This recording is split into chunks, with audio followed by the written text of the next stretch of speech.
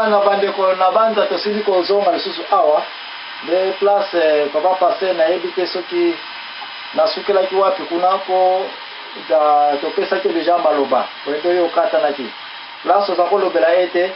banzala oyo eza provoke na mokili bandimi ebele basili kopesa contribution na bango pour dire ke toblameli kaka nzambe te sino ke biso moko bato ya mokili toprovokaki yango bakaya esili kopesa mela awa na ntango ya mana ezalaka bato bazalaka trop egoiste mpona kowela kozwa bamana o quantité ezalika ya shekel moko ya kopo moko ya sakombi soko ozwi ekoka nango kuta kopano kosisa yango te bazalaka kozwa ti saki nyonso ye moko vers la fin ya ce qui m'a manqué nzambe asilikaki toye mpe komona ete na bagere eza provoke na bato na mokili mpona avidité ya kowela kiti bokonzi ngai nazwa babiloko ya boye ça provoque aussi des calamités mosusu mpe tolobelaki awa ezali famine eza mpe provoke na loi ya 7 ans ya repos ya mabele bato balingaki su korespecte yango te epesaki nzambe colère nde place wana tosukelaki epuis topesi baverset biblique oyo nzambe asilikaki mpe apesaki autorité ya kopinir sévèrement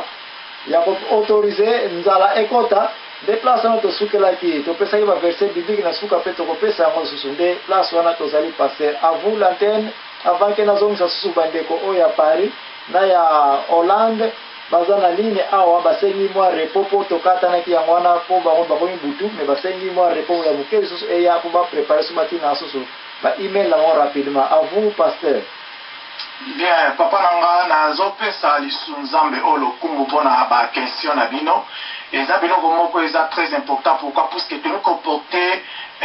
koprojecte image moko ya kitoko na bacerveau ya bato na baesprit ya bato. Alors tolingi kosani tolingi koefase babiloko ebele oyo bato baenregistraki na bacerveau na bango oyo eza ndenge ezaleli te. Tant tozoloba problème ya bacrise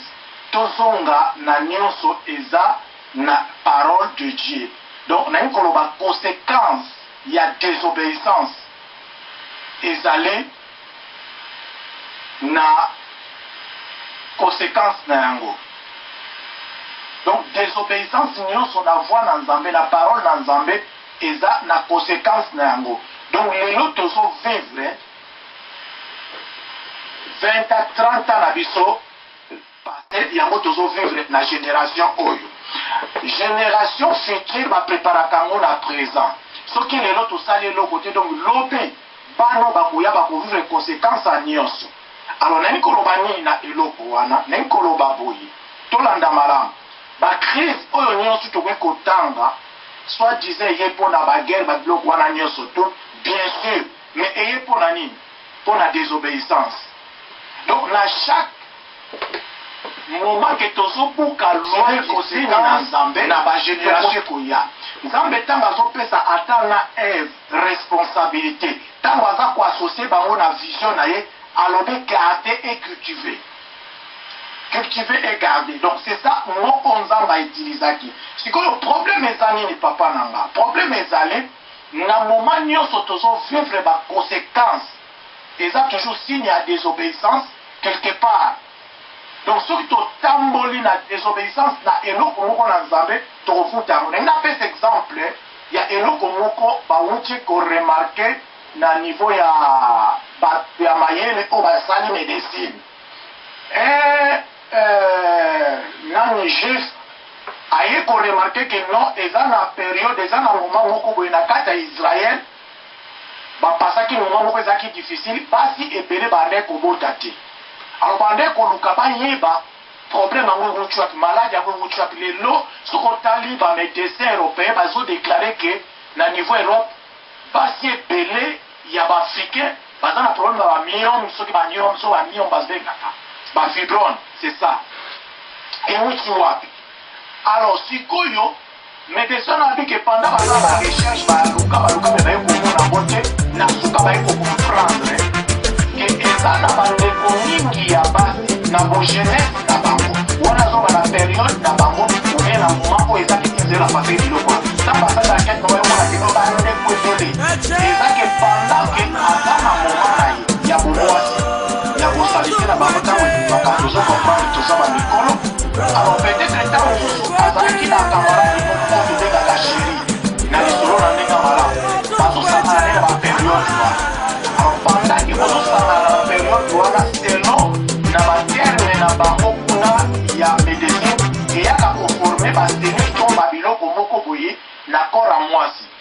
donc ntango eforme biloko ngo na corps ya mwasi okoki kokende na moma moko boye kotambola mibali nyonso tu okanga lisusu zemi te. mais soki oke kaka na mobali wana oyo wane kobima ne na batan wana omona ozwi zemi abike sikoyo biloko wana eza baloi oyo mpe nzambe atiaki eza biblique ke mwasi akoki kosangana jamais na mobali na ye na baperiode wana. bato bakomona yango foli koma nzambe akende kotia lwa bongo nzambe moto asalaki mutu ayebi ke panda bozosangana na periode wana eloko nini ekomema na nzoto oyo eza ke medecine akoki komona yango te bamoni ke no me mwasi oza bien me kongo ozozwa zemi te me sans ke toyeba peut-être ndeko na biso wana abande kosangana na baperiode moko eza te esengeli te ndenge bible elobi kokosangana na mwasi te na periode oyo azosala biloko wana. donc papa nanga eza ya mwa donc bacrise babiloko ebele bamaladi biloko ebele mpo tozovivre ndenge touti koloba na bavexio lobi ke lo eza keno après 7 ans il faut batika mabele une année ngani moto akomi loane eza nzambe oyo asalaki mabele ayebi yango ke non 7 ans il faut botika yango. donc soki bobeir te soki bodesobéir na maloba na nzambe alors conséquence eza nini ozala crise. donc eloko na okai koloba eza yango wana eloko nyonso papa na ngai eloko nyonso mama na nga soki todesobéir na voi na nzambe quand même ilolo te lobi te tokobuka fruit ya désobéissance eza toujours conséquence moko eza grave nango ntango nzambe azobake kolia eloko te kosala eloko te puiske nzambe ayebi okosibir yango lelo te après 10 après 20 ans na yo obando akovivre biloko lelo mpona nini lelo bandeko na biso baza na miome bamama na biso bakoko na biso tokokaka lisolo ya makambo wana te me emutu wapi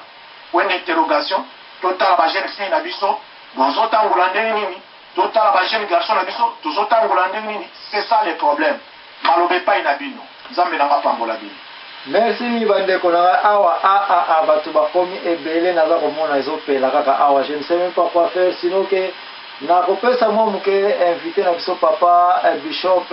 Israel apesa biso mpe mwa position na ye aza wapi avandi wapi mpe contribution na ye mpona kokozwa décision ya koyeba estce oyo tobenga yango na épisode 1 parce que Luanda baza na ligne avec trop de lamentation baverse liya balamentation oyo baza na yango émission ya bandeko ya Congo mpe naza komona eza awa bandeko ya France bakestion ezokontinue kaka koya awa je ne sais pas je ne crois pas que lelo tokokaki kokanisa kosala yango ndenge nakaniselaki. donc napesi papa bishop John d'abord maloba epa na ye. matondo mingi papa na biso za bwana Joakim matondo bandeko nyonso oyo baza branche na kati na nzela na singa nakomisi nzambe vraimen kozala na bino lelo ma na ngai ya liboso na kati na radio vraiment naza ndeko na bino na kombo ya John Israel Makese nafandi bongo na mboka na France na Paris na koti mpona kolanda epe mission ndenge ezolekila mais lokola naza nayebi vraiment ndenge bobandelaki te nakotika sikoyo ntango pase ema zoloba donc naza nano vraiment na bakestion vraiment mingi te mais naza na bino ensemble nazoyoka